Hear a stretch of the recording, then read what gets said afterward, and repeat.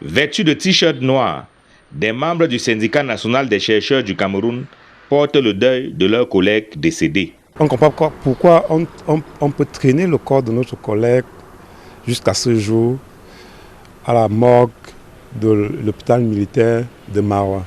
En effet, Frédéric Maonssi, chercheur à l'IRGM, Bienvenu Bello, enseignant vacataire à l'université de Garoua, et Oumarou Kabalaï, leur accompagnateur, meurent brûlés vifs par des populations les ayant confondus à des terroristes de Boko Haram. Les faits se déroulent à Soulé-des-Rois, dans la région de l'extrême nord, le 2 mars 2025.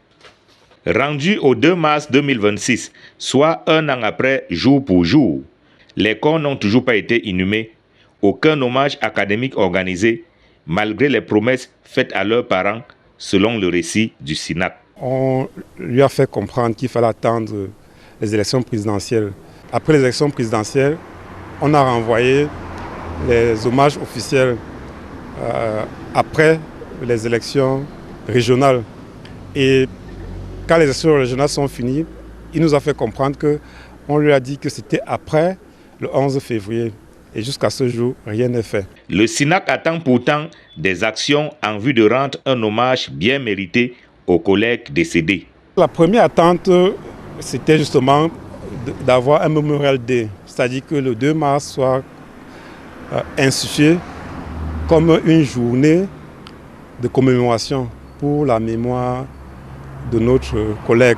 Mais en lieu et place de réponses concrètes à leurs doléances, les chercheurs disent subir plutôt des menaces et intimidations. Il y a au niveau du Minérésie une ambiance, une terreur, une scène qui crée au niveau des collègues beaucoup de peur, beaucoup de panique.